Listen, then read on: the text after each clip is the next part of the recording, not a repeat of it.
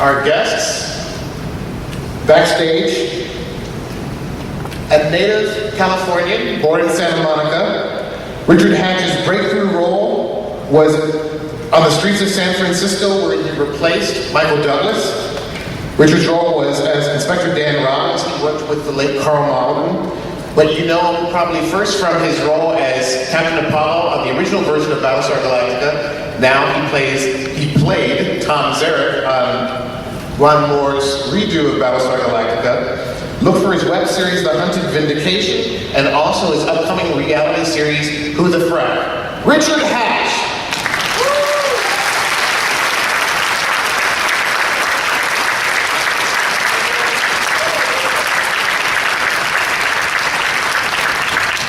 By the way, what you were seeing there, was anybody in San Diego last year to see the entire Bear McCreary band playing all the BattleStar music at the House of Blues? Anybody there? Then you'll remember that extraordinary experience. Wasn't that about the most amazing performance you've ever seen? Awesome. Yeah. It's with great privilege I introduce our next two guests. His prolific career spans 7 decades. He started as a child actor in The Boy with Green Hair, and unlike the child actors of today that end up on America's Most Wanted, he's kept working and working and working. The films he's done include Blue Velvet, Air Force One, and the 1989 comedy Married to the Mob. On television, you know him from JAG, Battlestar Galactica, but also the beloved sci-fi classic Quantum Leap. Cylon number 1, John Cavill, Dean Stockwell.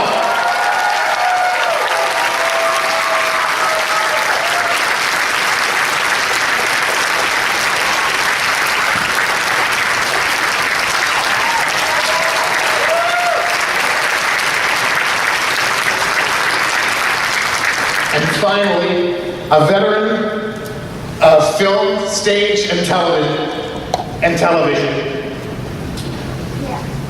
He received a Tony nomination for his first role in a play, Luis Valdez's Zoot Suit. On the small screen, he came to prominence as the captain on Miami Vice. He received an Oscar nomination for the 1988 film Stand and Deliver, playing Jaime Escalante. Multiple Almo Awards, including for direction of the HBO film Standoff, and also for playing Admiral William Adama, Edward James Olmos.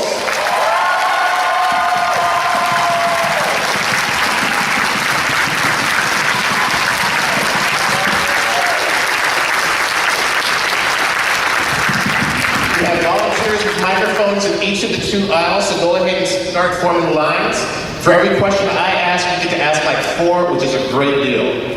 I'm going to start with Eddie.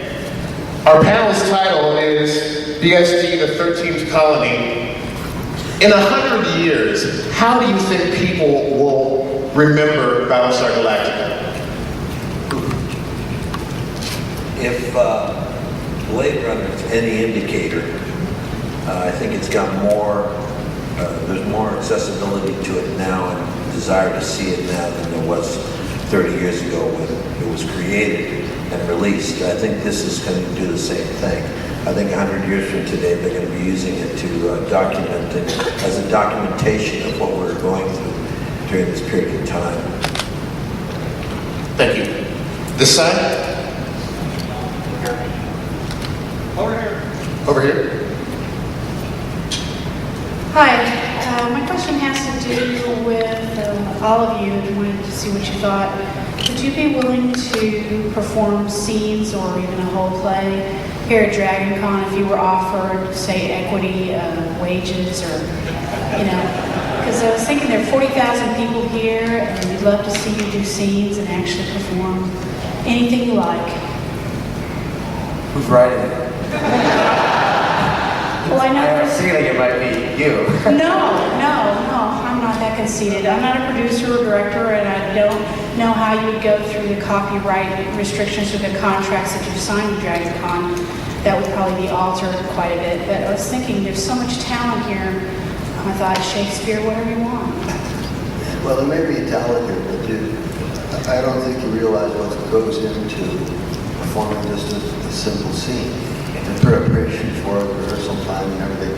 Now that we come down to DragonCon, we take a weekend off. Come down and meet the folks and do the thing. But to prepare a scene of anything, we'd have to come down here for 2 weeks. And And you know, equity wages just doesn't even get close. well, I'm willing to pay $200 a seat to see you. We'll have an audience of one. I think we could sell out 4 performances one every day. Well, you know what would be fun? It'd be fun to actually write some satirical scenes, you know, from any show that you want. And then put together a cast of your friends and people would come up and perform that. That would be great. And then maybe you could get one of us, especially if we've had a few shots of tequila, to come up on stage and perform with you.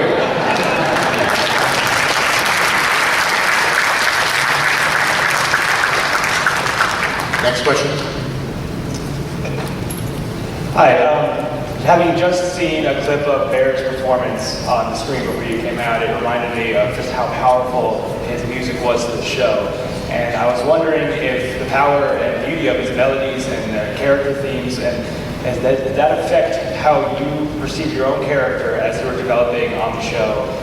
The theme for Razanazama or Starbucks theme, did they play into how you perceive your own performances, and in the end, did they help shape things to a greater level? All right, I'll field this one. Yes. Matter of fact, what we ended up doing is when I would direct, and a lot of people did it, we would use the music on the set before the scene would start, before the people would start talking.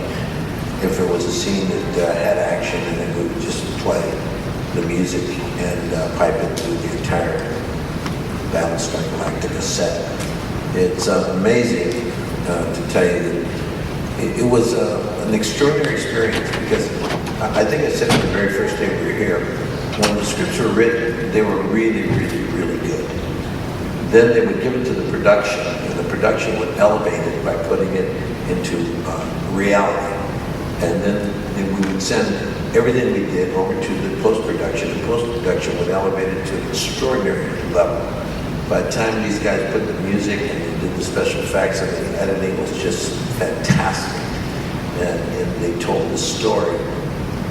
By the time we saw it, we were just blown away. Everybody, the writers, the actors, the producers, the studio.